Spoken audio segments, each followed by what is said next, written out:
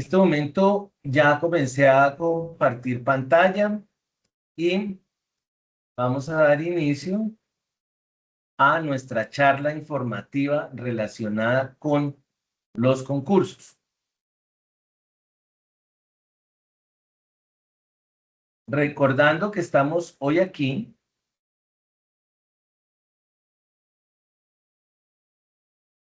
en cumplimiento del artículo 14 de la resolución 509/2025, en la cual nos dice que cuando quede la lista en firmes relacionada con los concursos, debemos hacer una charla informativa. Recientemente la circular 29 fue muy precisa en decirnos en qué fechas. Hoy es la última de las sesiones virtuales en la cual vamos a hacer esta charla relacionada con el panorama de riesgo y las condiciones de salud. Entonces la sesión tiene dos partes. La primera, relacionada específicamente con el panorama de riesgo, y la segunda con las condiciones de salud.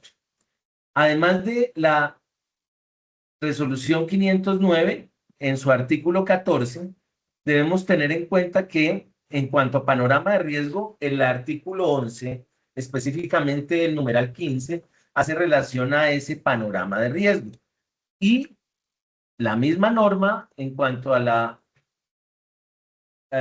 artículo 24 hace mención al diagnóstico de salud, a la condición de salud de la persona, específicamente a la evaluación médica.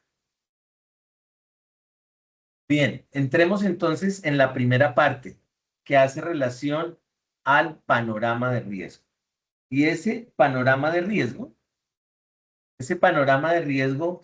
está definido como un diagnóstico sistemático de las condiciones laborales de la empresa, que tiene como finalidad identificar, localizar, evaluar y valorar los peligros y los factores de riesgo. Aquí debo hacer una precisión. En la resolución 509 hacemos mención de panorama de riesgo. Desde el punto de vista actual, el concepto de panorama de riesgo lo conocemos más como matriz de peligros. Entonces, vamos a hablar de ambas cosas, del panorama de riesgo y de la matriz de peligro. Es interesante mencionar ambos títulos porque tanto el panorama de riesgos como la matriz de peligros nos hacen caer en cuenta en lo mismo. Es decir, en este concepto dinámico y documentado de todos nuestros agentes y factores de riesgo y peligros que estando presentes en las áreas de trabajo, en los puestos de trabajo, en la actividad que realizamos, pueden afectar la salud.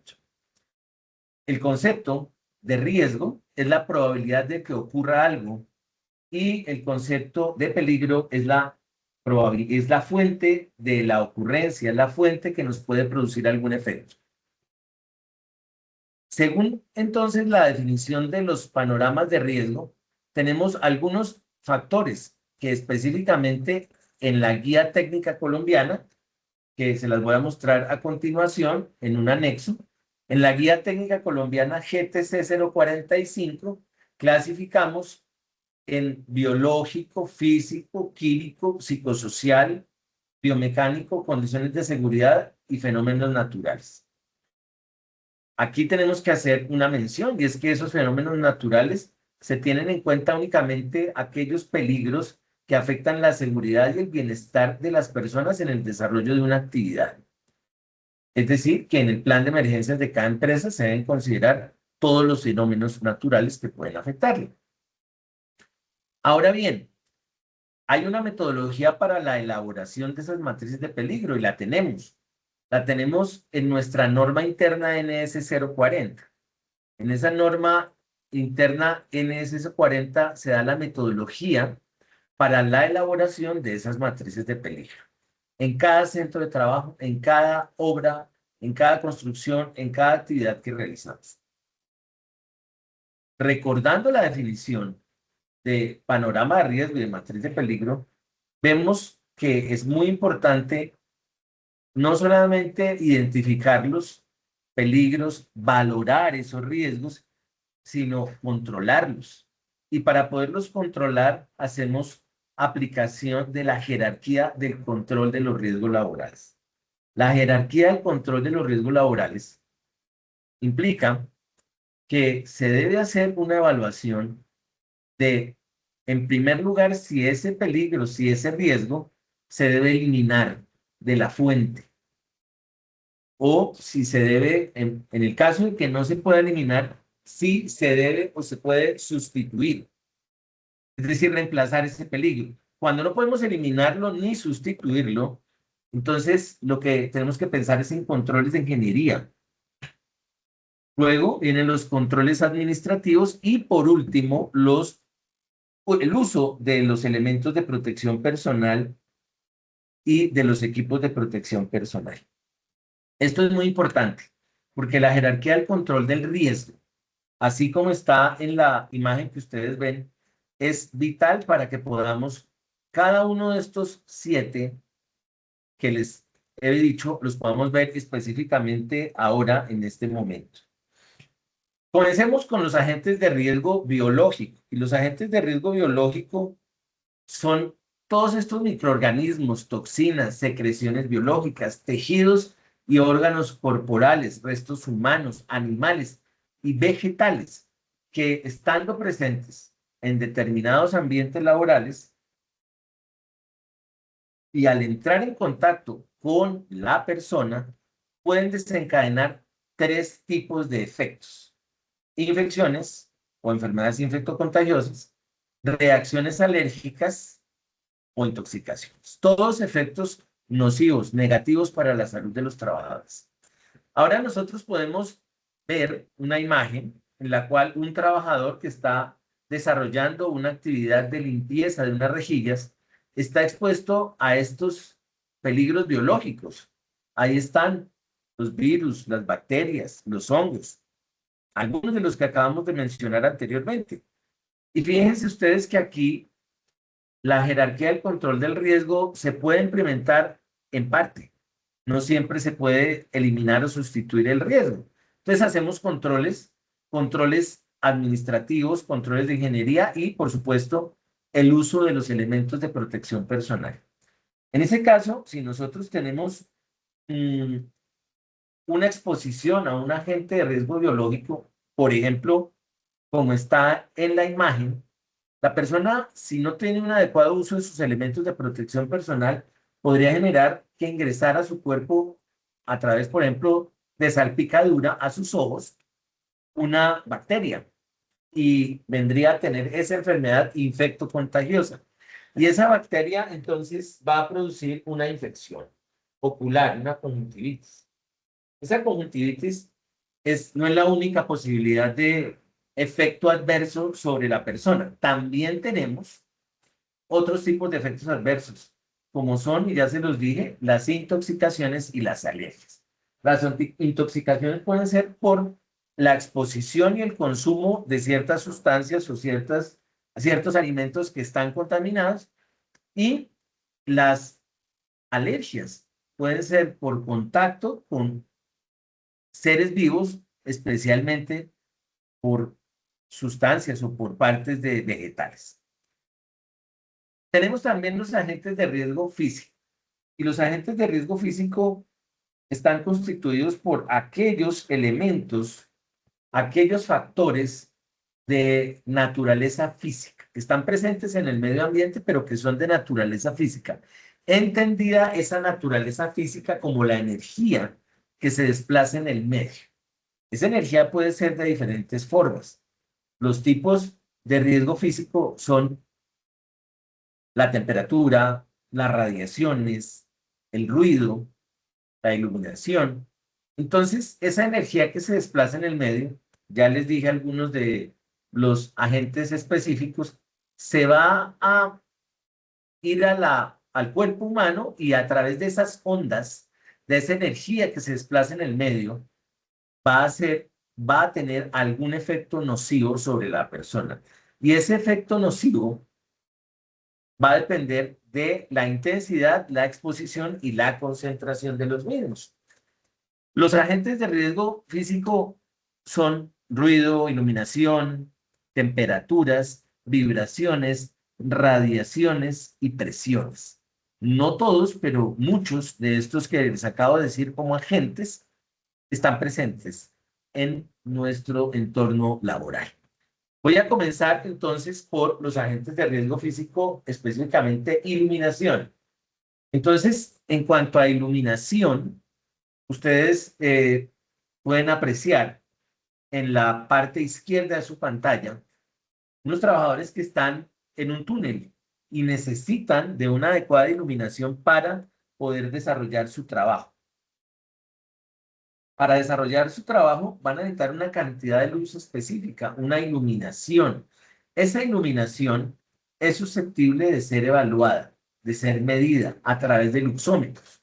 Entonces, aquí los controles que nosotros debemos hacer incluyen la medición de esa iluminación para saber qué tanta iluminación se tiene, qué tanta se requiere para poder desarrollar una determinada tarea. Per se, la iluminación o la baja iluminación no genera una enfermedad laboral. Sí puede generar esa afectación como cansancio y fatiga visual, y también va a ser muy importante porque dependiendo de los niveles de intensidad lumínica va a ser necesario hacer determinado trabajo. No es igual si yo voy a hacer un trabajo en un sitio como este que está completamente oscuro a un trabajo donde yo tengo iluminación natural. En cuanto a la imagen del lado derecho, corresponde a una persona que está expuesta, por ejemplo, en un sitio donde hay motores, a ruido. Y ese ruido también es susceptible de evaluar a través de dos formas. Primero, de evaluarlo en el medio. El nivel del ruido se evalúa a través de un aparato que se llama dosímetro y uno que se llama sonómetro, y nos va a decir si ese nivel de ruido está dentro de los límites permisibles que tenemos bajo la norma colombiana para la exposición a ruido. Esto quiere decir que los controles van a ir más allá. Si tenemos una exposición a ruido, yo tengo que saber cuál es ese nivel de exposición. Y si el nivel de exposición es por encima de lo permitido a nivel nacional, debo implementar alguna medida de control. Y esa medida de control debe ser establecida desde la eliminación o desde la sustitución o desde los controles de ingeniería, como hace un rato les estaba mencionando. Por supuesto, eso implica que si hay eliminación, pues no haya una fuente que se produzca el ruido. Perfecto. A veces se puede realizar, otras veces no. Entonces se puede sustituir por una máquina que genere menos ruido. Si no es posible de hacer ninguna de esas dos, se va a hacer a través de un control de ingeniería. Puede ser algún tipo de aislamiento que permita que el ruido no afecte a la persona y no supere los límites. Eso no quiere decir que los otros controles que se deban hacer, como son exámenes médicos ocupacionales, listas de chequeo, capacitaciones y uso de elementos de protección personal, no se deban hacer. ¿Qué nos produce la exposición a ruido? Pérdida auditiva. Pérdida auditiva porque el ruido, de la forma como les dije que se transmite, como energía que se transmite en el medio, va a afectar las células ciliadas de la cóclea, del oído interno, y ese daño es irreversible. Sin embargo, es susceptible de mejorar la audición a través de aparatos especiales, por supuesto, cuando hay una pérdida auditiva ya instaurada. También tenemos otros agentes de riesgo físico presentes en nuestro entorno laboral. Hablemos de temperaturas. Las temperaturas pueden ser altas o bajas. Y las temperaturas altas no son las temperaturas a las que estamos acostumbrados dentro de nuestro entorno laboral del acueducto. Claro, sí tenemos épocas donde hace mucho calor, sitios donde hace mucho calor, pero no tenemos temperaturas que sobrepasen los límites que sí podrían estar en otros sitios, en otras zonas del país. Nuestro Impacto está dado básicamente por las temperaturas bajas y en situaciones laborales como la que ustedes pueden ver en la imagen de la izquierda, donde un trabajador está en páramo. Y ahí entonces la temperatura baja va a generar la posibilidad de congelamiento de parte de las extremidades o de dedos, de extremidades completas o de todo el cuerpo. Quiere decir que el congelamiento, que puede tener un desenlace fatal o muy severo, se debe evitar, por supuesto, y evitar primero, pues tratar de no exponerse, si es necesario exponerse, hacerlo por un corto tiempo, y lo más importante, en caso de tenerse que exponer, es el uso de ropa térmica. Ropa térmica que, como ustedes pueden ver, de pies a cabeza, bueno, los pies no se ven, pero sí, ahí está una persona con unas botas que tienen una protección especial, van a darle a la persona un control sobre su temperatura. Otro riesgo que tenemos físico desde el punto de vista operativo son las vibraciones. Y estas vibraciones se van a presentar, por ejemplo, cuando hacemos las actividades como la que se muestra en la imagen, que es una persona que está martillando, que es una persona que está utilizando un martillo neumático que va a generar una vibración sobre sus extremidades superiores, sobre sus muñecas, sobre sus codos, sus hombros y también en la columna. Entonces es una vibración específica de los segmentos corporales. Puede ser que dependiendo del tipo de martillo neumático, la vibración sea más específica solo sobre las extremidades o afecte también la columna. Eso es una vibración de segmento corporal. También tenemos vibración de cuerpo entero. Cuando estamos, por ejemplo, en una maquinaria pesada, en una cama baja, en una volqueta, donde la misma máquina va a generar una vibración que va a afectar a largo plazo las estructuras corporales, especialmente osteoarticulares y también musculares. En esta ocasión también tenemos aparatos para evaluar esas vibraciones y eso nos permite también no superar los límites permisibles y aplicar controles. Vuelvo y les digo, desde la eliminación hasta controles de ingeniería, si no se elimina el tener que taladrar de esa manera, se sustituye con uno que genere menos impacto sobre las articulaciones o sencillamente se utilizan otro tipo de controles. Adicionalmente a estos, pues está obviamente los elementos de protección, la rotación del personal para que no esté todo el tiempo haciendo la misma tarea y los riesgos asociados como en una máquina de estas, además de la vibración, pues tenemos el ruido. Finalmente, dentro de las evaluaciones que tenemos que hacer de los agentes de riesgo físico, se encuentran las radiaciones. Las radiaciones que nosotros tenemos son en nuestro entorno laboral ultravioleta e infrarroja. Las que ustedes ven en la pantalla corresponden a una actividad de soldadura en la cual la persona está expuesta a radiación ultravioleta e infrarroja que va a tener un efecto básicamente potencialmente sobre los ojos. Si estamos hablando de la radiación ultravioleta, va a generar un engrosamiento de la conjuntiva, un engrosamiento o trauma sobre la córnea. Y si estamos hablando de radiaciones como las infrarrojas, le va a producir cataratas. Para que esto no pase, cuando definitivamente es necesario hacer una labor de soldadura, debemos utilizar una protección visual específica, que ustedes ven ahí, una careta específica. Fíjense que en el centro tiene un rectángulo y ese rectángulo contiene un lente especial que no permite que los rayos ultravioleta e infrarrojos vayan a entrar a hacer un efecto específico sobre los ojos.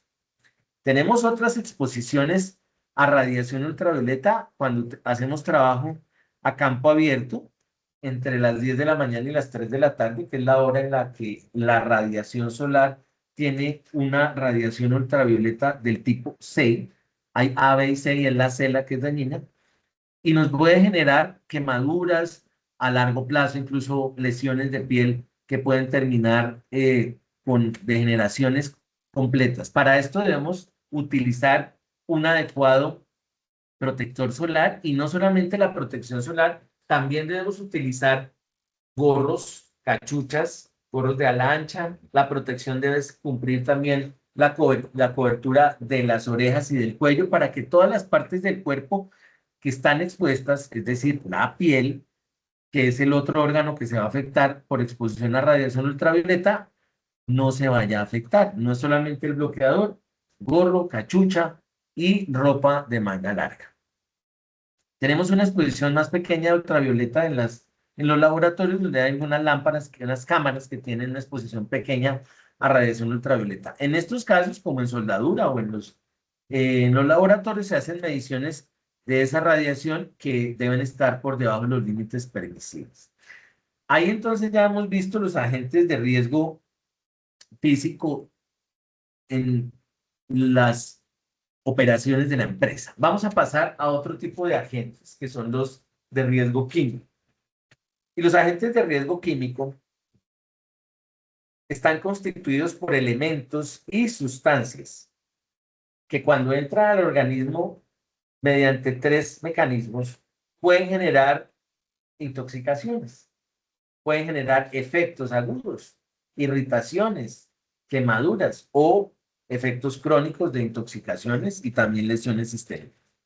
De tal manera que sustancia o elemento, es la definición de riesgo químico, que entra al cuerpo, al organismo por tres vías: por la inhalación, o sea, por vía respiratoria, por contacto directo, por absorción cutánea, es decir, por vía dérmica, o por ingestión, es decir, que la persona lo absorbe, pero directamente al ingerir. Y pueden producir, como les decía, dos efectos grandes, los agudos y los crónicos.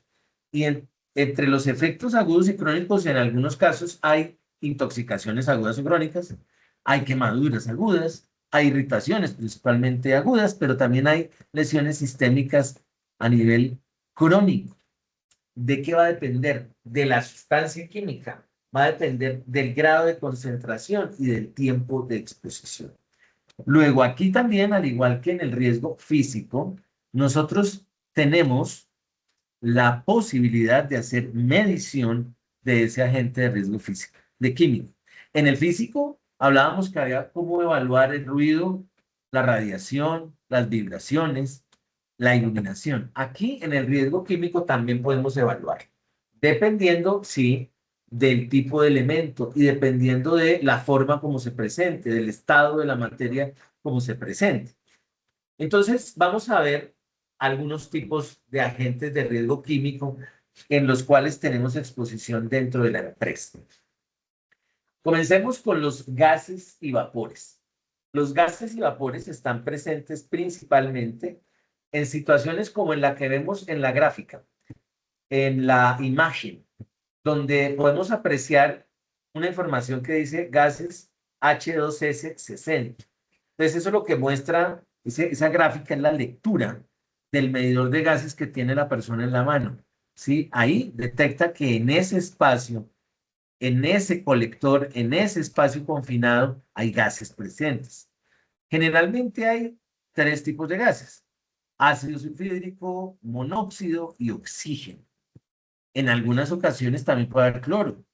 Y también están presentes los niveles de explosividad dados por los derivados del metano. En este caso, puse como ejemplo los gases, específicamente el H2S, el ácido sulfídrico. Tiene un efecto directo sobre la mucosa del nervio olfatorio, el cual va directamente al cerebro. Al afectar y hacer tóxico directo neurológico, básicamente hace que la persona no pueda respirar, no respire, no se dé la función de respirar, lo cual es incompatible con la vida y la persona puede fallecer. De manera crónica, al exponerse uno al ácido sulfídrico, puede generar una sensibilización muy grande y una pérdida de la capacidad olfatoria.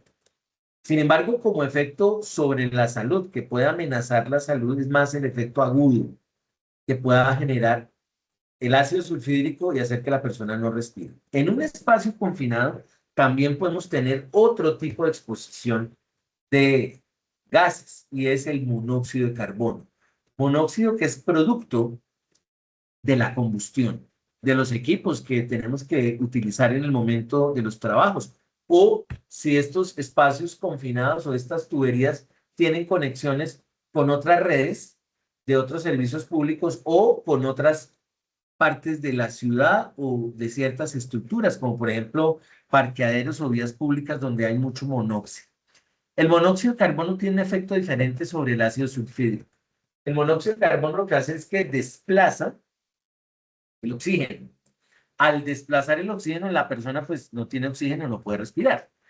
De tal manera que ya tenemos dos gases que son letales, el ácido sulfídrico y el monóxido. El uno bloquea la función de respirar y el otro quita el aire que es con el que respiramos. Los dos pueden estar presentes en un mismo espacio confinado y los dos nos van a generar un problema de salud muy grande. Aquí sí que podemos hacer una aplicación muy clara de la jerarquía del control de los riesgos. ¿En qué sentido? En el sentido que lo primero, cuando vamos a hacer ingreso a un espacio confinado de la empresa de acueducto de alcantarillado, tenemos una potencial exposición a estos gases y tenemos protocolos que aplicar en cuanto a ventilación. Si finalmente no podemos eliminar el ingresar y no podemos hacer ningún tipo de sustitución, que sería lo ideal, tenemos que ingresar, tenemos que ventilar. Y para esa ventilación vamos a destapar de manera distal al sitio donde vamos a hacer el ingreso y también podemos hacer uso como control de ingeniería de ventilación forzada, o sea, tener una forma de inyección de aire para hacer que ventile y mejoren las condiciones atmosféricas. Aún así, eso no descarta que nosotros, si tenemos que hacer un ingreso, entremos con toda la protección. No solamente es un overol completo, casco, protección auditiva, sino que tenemos que tener en cuenta como elementos de protección máscaras completas, es decir, lo que denominamos full face, con unos filtros que sean los adecuados para la exposición de esos gases y además con equipos para medir la concentración de esos gases y, como ustedes pueden ver en parte en la espalda de la persona del diagrama, un autocontenido donde nos puede dar aire suplementario porque eventualmente lo requerimos. Quiere decir que el trabajo en un espacio de estos cerrado, en un espacio en el cual tenemos estas condiciones, pues requiere de una planeación muy buena y un control de los riesgos especial para que no suceda el efecto letal que ya les conté de los gases y vapores. Bueno, queda otro grupo de químicos y son los humos metálicos y no metálicos. Dentro de los humos metálicos y no metálicos tenemos exposiciones, tal vez la más sentida son los humos de soldadura. Humos de soldadura que están constituidos por elementos metálicos, en buena parte, elementos metálicos que al ingresar, al ser respirados en el medio ambiente, van a depositarse en los pulmones. Esto es completamente importante. ¿Por qué razón? La exposición que tengamos a estos humos metálicos va a generar una reacción de depósito y nos puede generar una neumonitis o una neumoconiosis simple. Neumoconiosis que a veces puede generar un efecto a largo plazo crónico o puede ser un efecto que si cesa, si no se tiene más exposición, se pueda revertir. Sin embargo, como la exposición es tan variada, tenemos tantas sustancias, es posible que haya depósitos en los pulmones. De manera que acá, además de los controles que ya hemos venido mencionando, es supremamente relevante, claro, un elemento de protección que garantice que los filtros que utiliza no van a permitir que esos humos ingresen a el aparato respiratorio. Para esto, entonces, pues tenemos que usar unos elementos adecuados y también tenemos que medir en el medio ambiente cómo está esa exposición para saber si la exposición es muy grande, si los elementos de protección completamente sirven o también es otro control que tenemos que hacer, evaluaciones en la persona. ¿Cómo se hacen evaluaciones en la persona? Básicamente, espirometrías que evalúan la pulsión de la capacidad pulmonar o radiografías que van a evaluar si hay algún tipo de depósito, radiografías pulmonares, algún tipo de depósito en los pulmones por la exposición de estos humos. Importante entonces aquí que veamos cómo es que se debe hacer un adecuado control de los riesgos. Otros agentes de riesgo químico son los polvos, el material particulado, producto de que algún elemento se rompe, se fragmenta, pero esas partículas son muy pequeñas. Pues no son tan pequeñas como las de los gases y vapores, pero sí son lo suficientemente pequeñas como para que si entran al aparato respiratorio, a pesar de todos los controles que tenemos naturales, como son las vellosidades en la nariz o los movimientos de las células mucociliares en la parte superior del tracto respiratorio para atrapar elementos externos o agentes externos, aún así pueden penetrar los filtros y pueden llegar hasta los pulmones. Si se acumulan estos elementos, como el de la imagen que ustedes ven, que puede ser sílice, cristalina, pues van a generar una neumoconiosis colágena, es decir, que genera una fibrosis, es decir, que es un efecto crónico y no es reversible, es irreversible. Esto es supremamente importante porque la exposición es acumulada. Entonces, aquí es necesario, es mandatorio que se limite al máximo la exposición y que si se da esa exposición se apliquen todos los controles.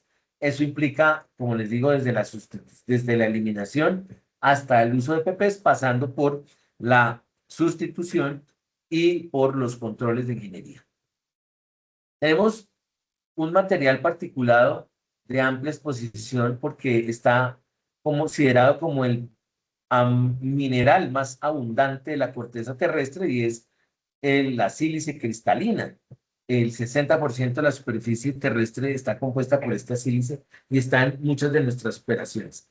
Quiere decir que si tenemos exposición laboral, así como en la imagen, nosotros tenemos que tener controles de todo tipo y no solo lo que les dije al inicio con la jerarquía de controles, sino también desde el punto de vista de la evaluación médica ocupacional, donde cobra total validez que se hagan evaluaciones respiratorias de la función o evaluaciones de mm, la arquitectura pulmonar a través de radiografías.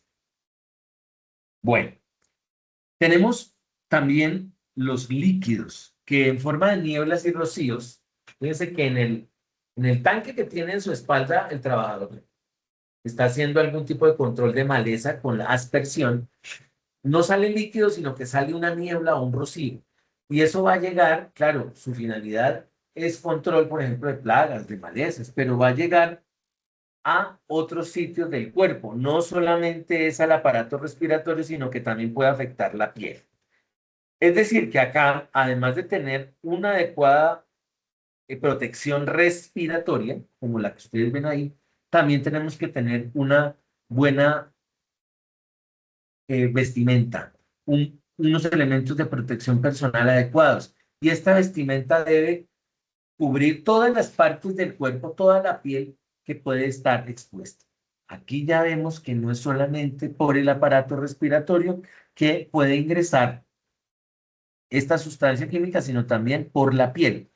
En este tipo de agentes de riesgo, además de casos como este, que la persona está haciendo una aspersión probablemente de un plaguicida por un control de malezas en la limpia y poda en los predios de la empresa, como pueden hacer los guardabosques o ayudantes de las plantas, también tenemos exposición tal vez como muy focalizada en las plantas de tratamiento donde utilizamos cloro. El cloro no se va a utilizar de esa forma, no es en pequeñas cantidades, se maneja en contenedores muy grandes de casi 1 tonelada y la exposición no es así, la exposición es cuando eventualmente hay un pequeño escape, cuando hay cambios de esos contenedores, de los sistemas que distribuyen el cloro en las plantas de tratamiento, puede haber un pequeño escape y puede haber contacto. ¿A qué voy con esto? La exposición de estas sustancias en la piel que está protegida por overoles implica que yo esos overoles, yo no me los debo llevar puestos todo el día. Y si estuvieron contaminados, me los debo quitar y que se laven. Porque si yo me pongo esa ropa otra vez, si me la llevo para la casa, me estoy llevando el elemento químico que de todas maneras se va a absorber. Entonces aquí ya vamos ya con 3 riesgos biológicos, físicos y químicos que tienen impacto sobre la salud, específicamente como enfermedades laborales. Continuamos con los agentes de riesgo psicosocial. Los agentes de riesgo psicosocial provienen de condiciones de trabajo tales como el proceso y la organización. Esa interacción que se produce con el medio ambiente, las condiciones laborales, las condiciones propias del individuo, las condiciones extralaborales, van a determinar ciertas condiciones de salud que pueden producir efectos a nivel de la persona. De aquí que sea muy importante, así como en los anteriores riesgos vimos que se puedan evaluar, aquí también es importante identificarlos y evaluarlos. La evaluación que ustedes debieron de participar en su gran mayoría el año pasado se hace a través de la aplicación y obviamente la interpretación de la batería de riesgo psicosocial, un instrumento colombiano que lleva muchos años, que está aprobado estadísticamente y de manera epidemiológica y clínica, que nos va a dar muy buenos resultados en cuanto a la evaluación del riesgo. Y esa evaluación del riesgo nos va a decir si los grupos tienen mayor o menor exposición y si las personas tienen alguna situación especial que nos pueda llevar a algún efecto adverso. ¿Cuáles son esos agentes de riesgo psicosocial? Tenemos el contenido de la tarea, la gestión organizacional, las relaciones entre compañeros, las jornadas de trabajo, los turnos nocturnos, entre otros. Comencemos con el que está en la parte izquierda de sus pantallas. Vemos ahí dos personas, una imagen con dos personas en diferentes escenarios, en los cuales, por ejemplo, en el caso de la persona que está haciendo limpieza de algún tipo de sustancia que cae, pues las condiciones del trabajo son condiciones duras, son condiciones agrestes, que no son las más agradables, que van a tener un efecto psicosocial. Y en el caso de la imagen de la persona que está sentada, pues podemos pensar que esa persona tiene una condición, unas características de un trabajo con mucha presión, que tiene que responder inmediatamente, que si no responde inmediatamente tiene problemas con su trabajo. De manera que ese contenido de la tarea es muy importante para efectos de una adecuada evaluación y el control del riesgo. En la otra parte, en la parte derecha, lo que estamos viendo ahí es una imagen que nos recuerda la gestión organizacional. Esas relaciones a nivel de, por ejemplo, la responsabilidad que tenemos, la función que tenemos de responder por indicadores, de alimentar indicadores, de generar trabajo para que esos indicadores sean reales, pues va a generar unas relaciones entre los compañeros de trabajo, entre los jefes, con los colaboradores y viceversa, que también debe manejarse muy bien para que eso no vaya a convertirse en un problema y se materialice el riesgo psicosocial. Dentro de los agentes de riesgo psicosocial no podemos dejar de lado a el trabajo nocturno y a las jornadas de trabajo extenuantes, largas. ¿Por qué razón? Es sabido por todos que tenemos que tener un equilibrio entre el descanso, el sueño, la alimentación, el trabajo, el ocio. Entonces, si nosotros hacemos una jornada de trabajo muy largas, va a tener un impacto. O si trabajamos por turnos y no descansamos, no compensamos posteriormente ese trabajo que realizamos, vamos a tener un problema posteriormente. Y por último, otro ejemplo de esa exposición a riesgo psicosocial está relacionada con las relaciones de los grupos sociales entre sí, esas relaciones laborales que a veces pueden tornarse un poco difíciles, pero que hay que hacer todo lo posible para que, por el contrario de ser difíciles, sean un factor que nos ayude a controlar ese tipo de riesgos.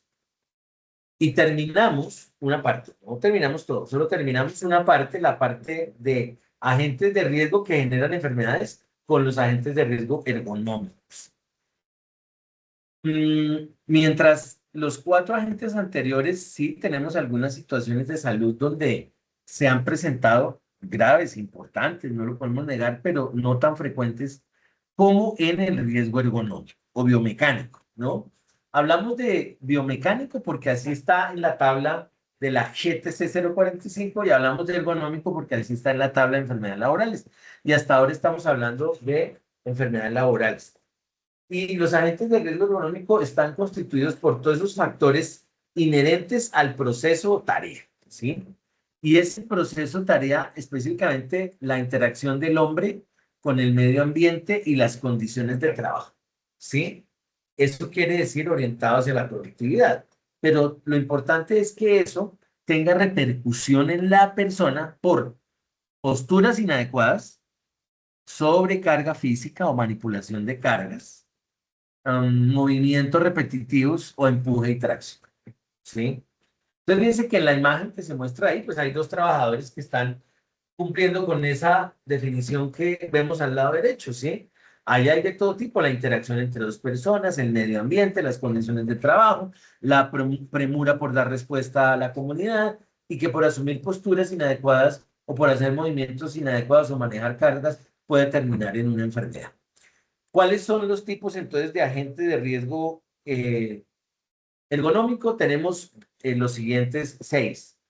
Esfuerzo físico. Entonces tenemos un trabajador que está paleando, que recoge el material en una excavación, en un pozo, y que tiene que palear, subir y luego ir botando hacia afuera ese material. Eso implica una actividad fuerte y eso es esfuerzo físico. Ese esfuerzo físico puede llevar a lesiones, por ejemplo, en la columna o en los miembros superiores, enfermedades laborales. Manipulación de cargas. Nosotros tenemos un límite como seres humanos. Para las mujeres es 12,5 kilos, para los hombres es 25 kilos para manejar cargas, así como se muestra en la imagen. Lo que pasa es que no siempre se muestra como está en la imagen, se presenta como está en la imagen. Es decir, ahí aparece que tiene una ayuda externa, algo está jalando y ayuda seguramente a reducir esa carga sobre la persona. Pero finalmente, aunque se reduzca, es una carga que puede a largo plazo, esa manipulación de cargas también generar lesiones osteomusculares. Veamos entonces los agentes de riesgo ergonómico. En cuanto a posturas, esas posturas, aquí tengo dos ejemplos donde está bien diferente. Tenemos una persona que está dentro de una tubería y sí, está en una postura incómoda, pero fíjense qué está haciendo esa persona, haciendo algún tipo de reparación en detalle en un sitio que además tiene otros riesgos, ¿cierto? Iluminación, ruido de pronto, pero que específicamente para riesgo económico está asumiendo una postura inadecuada, pero la está manteniendo. Y así debe estar hasta que termine la tarea, hasta que termine lo que está haciendo ahí. Mientras que a su derecha ustedes ven otra persona que lo que tiene que hacer es la lectura de un medidor en el piso. Claro, también se tiene que agachar y apoyarse en la rodilla. Y eso no está mal, está bien. El problema es cuántas veces lo hace al día y qué tan bien lo hace al levantarse, al arrodillarse y al volverse a poner a su sitio. Eso teniendo en cuenta que sí hace esa labor de arrodillarse. Ambas son situaciones de agentes de riesgo ergonómico asociados a posturas, pero unas son permanentemente sostenidas y las otras son más bien asociadas a una cuestión puntual que se repite. Y tenemos, para terminar, los agentes de riesgo ergonómico, a una persona que está digitando. Y cuando está digitando una persona, si no hace pausas activas, si lo hace de una manera inadecuada, si la hace sin teclado, si la hace esforzando a las extremidades superiores, puede terminar en una enfermedad como el síndrome de túnel del carpo.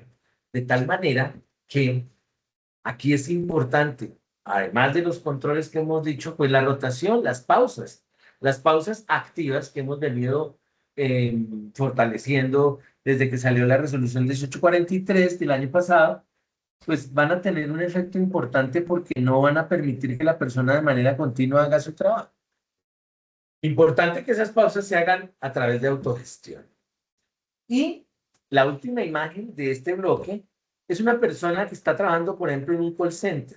Y en ese call center tiene que atender todo el tiempo usuarios y tiene que utilizar su voz y la audición.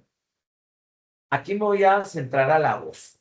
Resulta que la voz mal usada, si nosotros no hacemos un adecuado cuidado, puede terminar disfónica a la persona. Y puede generar eso una enfermedad también por exposición, por el mal uso de la voz. De manera que ahí hay que cuidarse mucho, hay que prepararse. No hay que dejar que no pase mucho tiempo sin hidratarse. Hay que moderar la voz. y es considerada como una enfermedad por agente ergonómico, los trastornos de la voz, porque el esfuerzo vocal es a través de estructuras musculares.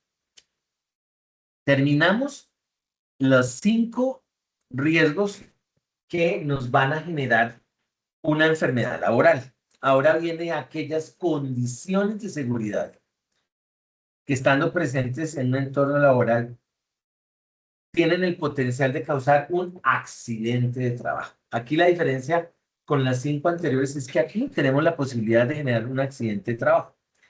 Ese accidente de trabajo, pues, es de diferentes posibilidades. Va a ser también de acuerdo a la actividad que estamos haciendo y va a ser también de acuerdo a la criticidad de esa tarea y va a ser también relacionado con otros factores que son más dados por otras condiciones que ya veremos. Entonces, todos estos factores técnicos, mecánicos, locativos y operacionales que, estando presentes en el entorno laboral o trabajando nosotros, van a tener el potencial de causar un accidente de trabajo. Y estas condiciones van a darse por uso inadecuado de maquinaria, de herramientas, de equipos, de líneas. Y ahí en la foto, en la imagen, hay algunos, pero voy a entrar a mostrarles otros. Primero veamos un listado de las principales condiciones de seguridad que nos pueden afectar. Y dentro de las principales condiciones de seguridad que nos pueden afectar en la empresa hay de 2 tipos. Una, las denominadas tareas críticas, dentro de las cuales están los espacios confinados, las excavaciones, trabajo en caliente, trabajo en alturas, izaje de cargas, energía peligrosa y riesgo eléctrico. ¿Por qué son consideradas como críticas? Pues porque estas tareas se desarrollan con una frecuencia determinada y su potencial daño es severo.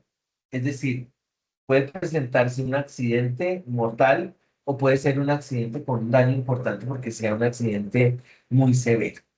Además de estas tareas críticas que les acabo de mencionar, hay otras condiciones de seguridad que están asociadas a la potencial presencia de un accidente de trabajo. Y son el riesgo locativo, los riesgos tecnológicos, el riesgo público, el riesgo mecánico y, casi abriéndole un capítulo independiente, porque hay que tener un plan estratégico de seguridad vial, el de seguridad vial. Tampoco debemos olvidar el riesgo público, que es un riesgo al cual las personas que trabajan atendiendo público o en áreas donde hay una exposición a violencia, pues puede materializarse generando un problema de forma aguda, como un trauma sobre el cuerpo humano. De manera que acá la prevención cobra una especial validez desde que podamos conocer la prevención y el autocuidado, desde que podamos conocer específicamente cuáles son esos riesgos y cómo evitar que se produzcan. Y además, cuando hacemos uso adecuado de los procedimientos de seguridad y salud del trabajo. Voy a hacer mención de aquellas tareas consideradas como críticas, donde están excavaciones, izaje de carga, riesgo eléctrico, espacios combinados y trabajo en alturas. ¿Por qué razón entonces hacemos esta presentación de esta manera? Porque nosotros tenemos tareas críticas que nos generan una altísima probabilidad de que ocurra un accidente de trabajo, como en el caso de excavaciones. Y en ese tipo de situaciones, fíjense ustedes que los controles bajo la jerarquía del control de riesgo son muy importantes. Es decir, si yo no aseguro hacer una muy buena excavación, si yo no deposito el material lejos del borde de la excavación, si no tengo unos intibados, si no los apuntalo bien, si no tengo protocolos de ingreso, pues es mucho más probable que haya un derrumbe y eso pues llegue a producir un efecto adverso muy grave, que es el fallecimiento por atrapamiento de las personas. También tenemos el izaje de cargas, levantamiento y izaje de cargas. Entonces tenemos en la imagen una persona que está guiando cómo se va izando y moviendo una tubería. Eso a veces puede generar un accidente. ¿Por qué razón? Porque las condiciones sobre las cuales se tiene que hacer el izaje son muy específicas y tiene que tener una resistencia especial y el trabajador no se puede hacer debajo y tampoco se puede meter dentro de lo que van a subir. Todo eso potencialmente puede hacer que la persona sufra un accidente en diferentes partes del cuerpo. Dentro de los agentes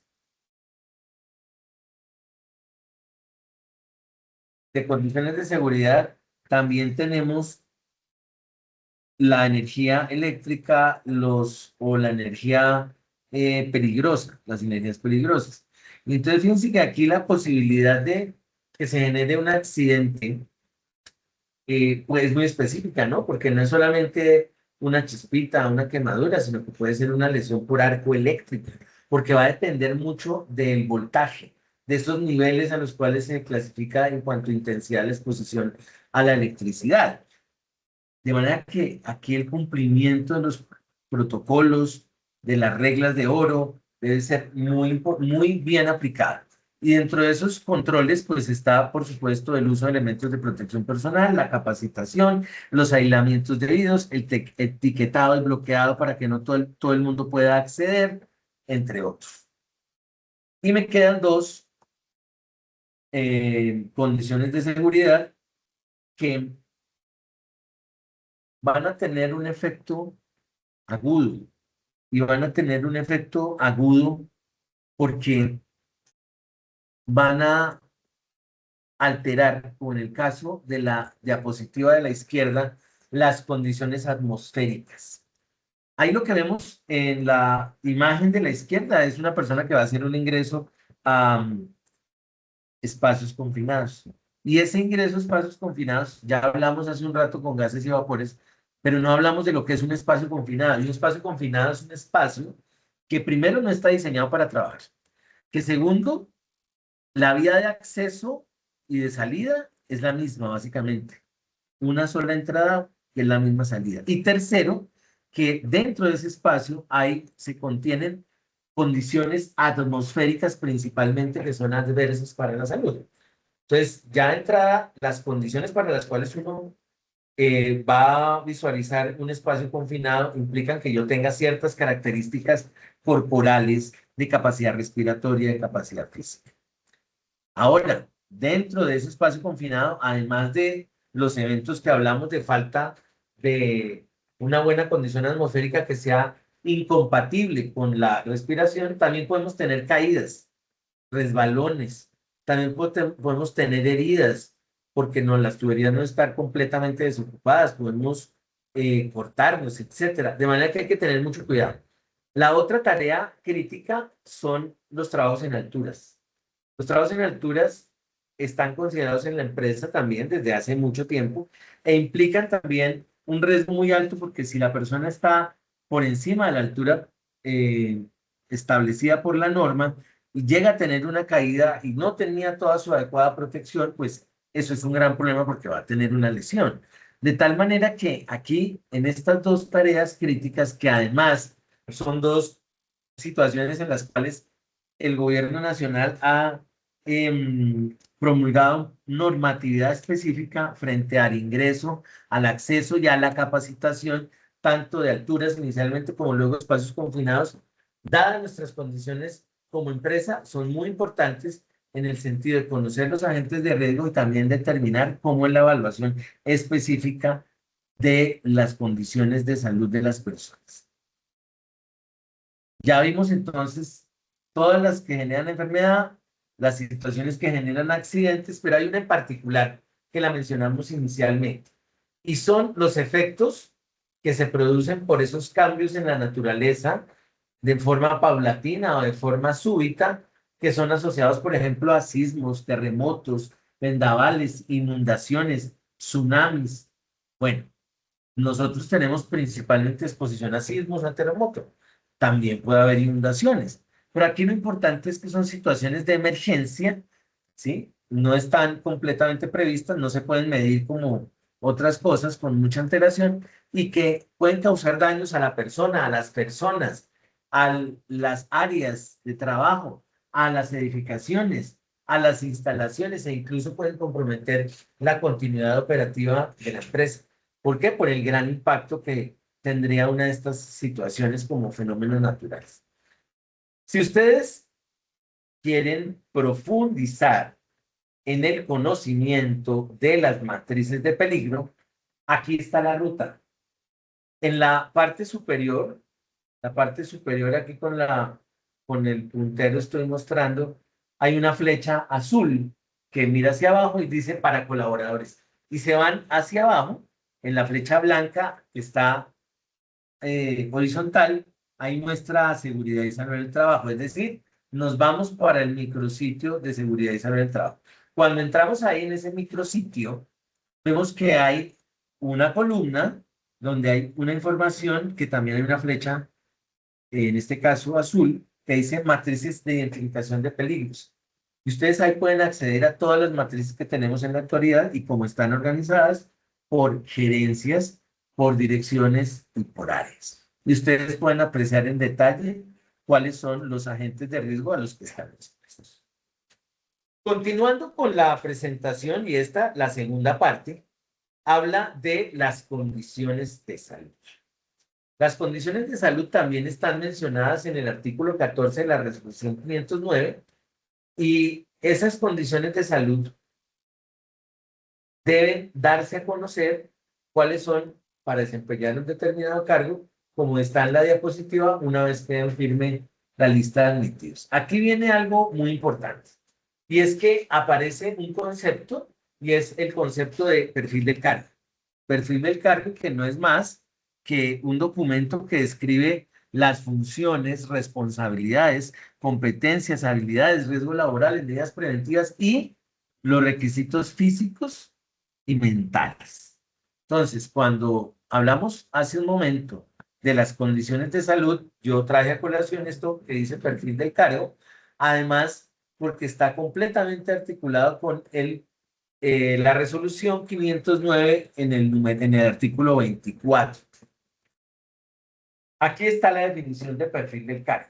Y resulta que, además de la resolución 509, el perfil del cargo está desde hace aproximadamente un año definido por el Gobierno Nacional a través de la resolución 1843 como el documento que describe lo que les acabo de decir: responsabilidades, funciones, competencias, habilidades, requisitos, riesgos laborales, todo en función de qué es el perfil del cargo, lo que se le entrega al médico que hace la evaluación médica, valga la redundancia, ocupacional, para emitir un certificado de aptitud. Entonces, esta resolución 1843, que es del año pasado, de hace un año aproximadamente, nos define el perfil del cargo y nos dice que este perfil del cargo, tal como está ahí, se lo debemos entregar al médico o médica de la IPS que nos va a hacer la evaluación médica ocupacional. Y así lo debemos de hacer. Ahora, ese médico tiene que valerse de esto que les estoy diciendo yo acá como perfil del cargo y con eso dar su concepto de aptitud. Bien, lo que está en azul, funciones y responsabilidades, en los rectángulos azules, funciones y responsabilidades y competencias y habilidades. Eso está en la resolución 537 y ahí está el manual de funciones de todos nosotros. De manera que ese es un insumo que tiene el médico que va a hacer la evaluación en función de los concursos. ¿Cuáles son las funciones del nuevo cargo y qué condiciones específicas tiene, qué competencias, qué habilidades? Además de tener en cuenta eso, es decir, las funciones de los cargos, debe tener en cuenta todos los riesgos laborales asociados, es decir, lo que yo les acabo de explicar desde hace una hora. Esos riesgos laborales lo tienen en la misma forma de las matrices que les mostré que se accede a través de la intranet. En esas matrices se encuentran los riesgos, las medidas preventivas y el uso de elementos de protección personal. ¿Qué nos falta? Lo que está en el rectángulo verde, requisitos físicos y mentales.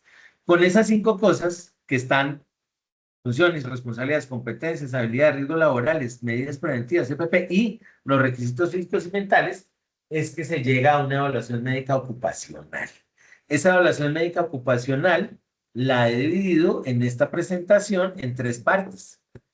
Los requisitos físicos y mentales que se requieren para cargos administrativos, los requisitos físicos y mentales que se requieren para cargos operativos y los requisitos específicos que se requieren para tareas críticas, que ya les hablé hace un rato de cuáles son las tareas críticas en la empresa.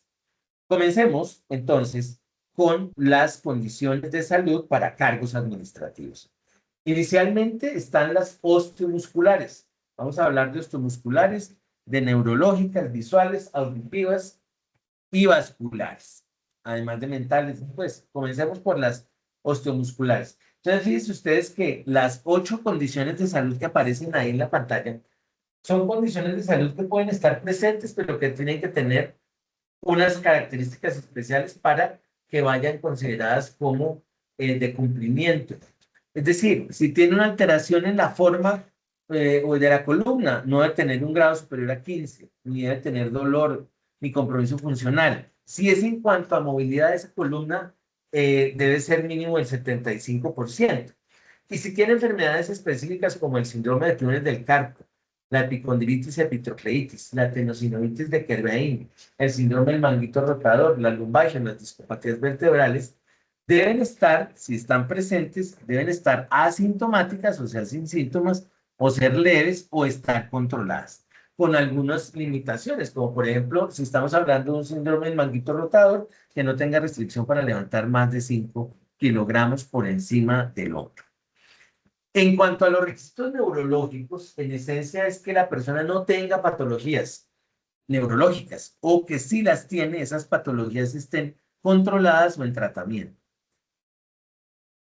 Esto quiere decir que no tengamos déficit funcional significativo o episodios convulsivos en el último año, o que no tengamos vértigo en las pruebas clínicas de ese momento, o que si tenemos trastornos vestibulares no estén presentes o estén compensados.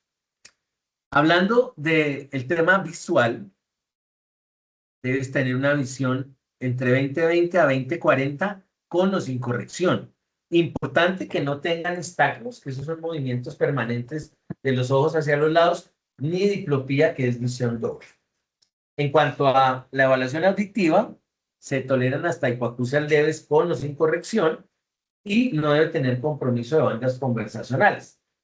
Con relación a estos últimos dos, visual y auditivo, recuerden ustedes que para ambos casos, si uno tiene alteraciones, que puede tenerlas no necesariamente por exposición laboral, sino por el paso de los años, o también porque hemos tenido una alteración genética y no vemos bien o no escuchamos bien, estas condiciones de salud son superables mediante las visuales, las más conocidas mediante gafas, lentes, y las auditivas mediante audífonos que van a mejorar la audición. Y desde el punto de vista vascular, varices, grado 1, es decir, que tengan soporte compresivo. En cuanto a la valoración de la esfera mental, esta valoración, así de detallada como la estamos mostrando en este momento, habla de atención, concentración, razonamiento, percepción, la forma de expresión del lenguaje, las funciones ejecutivas de planificar y controlar, la orientación en tiempo, espacio, el juicio, el manejo de las emociones, la memoria y la adaptabilidad cognitiva hacen relación a actividades normales de nuestra mente. Es decir, que cuando un médico está evaluándonos, ese médico ya está analizando si nosotros estamos atentos, si estamos hablando bien, si tenemos una buena memoria. Es decir, es parte de la evaluación rutinaria de una parte mental. Ahí terminan las condiciones de salud para cargos administrativos. Ahora vamos a ver las condiciones de salud de cargos operativos, comenzando nuevamente con los requisitos físicos e inicialmente con los osteomusculares. Aquí, a diferencia de los cargos administrativos, no deben haber alteraciones ni deformaciones en la columna y tampoco deben tener enfermedades osteomusculares. Sabemos entonces la relación que se tiene de enfermedad osteomuscular con la realización de movimientos y en actividades como el esfuerzo físico o el manejo de cargas. Por eso es tan importante tener esa adecuada condición de salud. Y desde el punto de vista neurológico, fíjense ustedes que son prácticamente las mismas que para los cargos administrativos. Si estamos hablando de lo visual, lo auditivo y lo vascular, vuelvo y les digo, es exactamente igual las condiciones generales. de visual, auditivo y vascular. Aquí hay una diferencia. Y es que dadas las condiciones de salud que la persona debe tener para desarrollar su tarea, no debe tener defectos de la pared abdominal, debe tener una adecuada resistencia física para el esfuerzo prolongado, una buena fuerza muscular y coordinación adecuadas para manipular cargas y una capacidad respiratoria adecuada. Esto es importante porque es necesario tener este tipo de condiciones para poder desarrollar las actividades operativas a las cuales hicimos mención, sobre todo en el riesgo ergonómico y biomecánico hace un rato.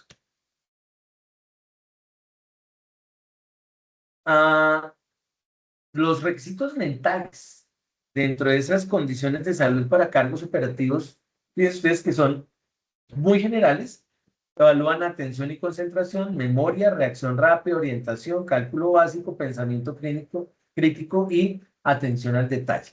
Son funciones mentales básicas. Ahora solamente nos queda la aptitud médica para tareas críticas. Y hago una mención especial en tareas críticas, básicamente porque la resolución 1843 de 2005 del Ministerio de Trabajo nos trae una novedad. Y es que para las tareas críticas que mencionan ahí en la norma, en la 1843 del Ministerio de Trabajo, se requiere que la persona sea completamente apta. Es decir, una persona no apta para hacer una tarea, pues no puede desarrollar el cargo. Específicamente esas tareas críticas que están en la norma son el riesgo eléctrico, trabajo en espacios confinados, alturas, conducción,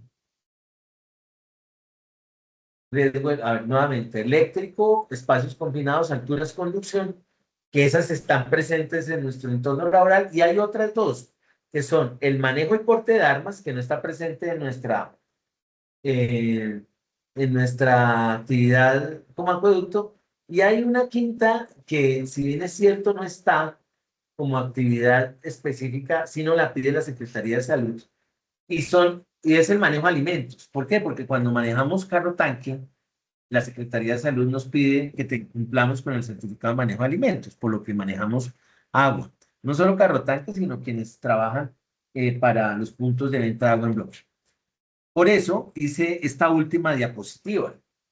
En esta última diapositiva ustedes lo que van a apreciar es una comparación de los requisitos de las tareas críticas que tenemos en la empresa, que también están mencionadas en la resolución 1843.